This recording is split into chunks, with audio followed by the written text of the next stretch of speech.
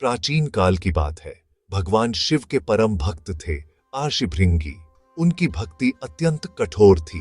वे केवल शिव को ही परम तत्व मानते थे और शक्ति को स्वीकार नहीं करते थे। एक दिन भृंगी आर्षि कैलाश पहुंचे। वहां भगवान शिव और माता पार्वती साथ साथ विराजमान थे।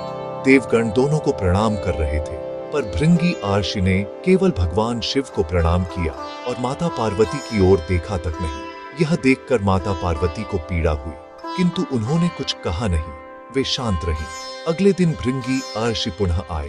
इस बार भी उन्होंने केवल शिव की ही उपासना की, माता पार्वती की उपेक्षा की। यह देखकर भगवान शिव को भी बोध हुआ कि भृंगी की भक्ति अधूरी और अहम से युक्त है। तब भगवान शिव ने माता पार्वती की ओर देखा। क्षण भर में दोनों ने मिलकर अर्धनारीश्वर का रूप धारण कर लिया, आधा शिव आधी शक्ति। यह देखकर भृंगी चकित रह गए। उन्होंने सोचा, यदि शिव और शक्ति एक हैं, तो मैं सिद्ध करूंगा कि मैं केवल शिव की ही पूजा कर सकता हूँ।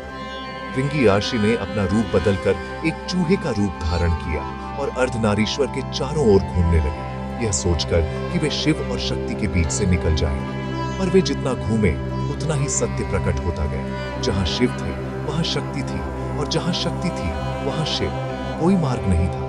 अर्धनारीश्वर अविभाज्य था। फिर भी भृंगी का अहम पूर्णतः नहीं टूटा। तब माता पार्वती ने गंभीर स्वर में कहा, हे भृंगी, जो शक्ति का तिरस्कार करता है उसकी अपनी शक्ति भी क्षीण हो जाती है।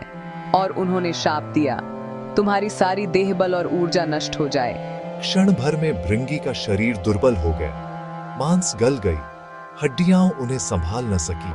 वे भूमि पर गिर पड़े। यह देखकर भगवान शिव करुणामय हुए। उन्होंने अपने त्रिशूल से भृंगी को तीसरा पैर प्रदान किया ताकि वे खड़े हो सकें, और कहा, हे भृंगी, स्मरण रखो, मैं और शक्ति भिन्न नहीं है।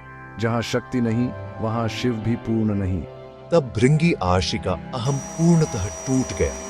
उन्होंने माता पार्वती के चरणों में शीश नवाया और अपनी भूल स्वीकार की। यह कथा हमें सिखाती है, शिव और शक्ति एक है।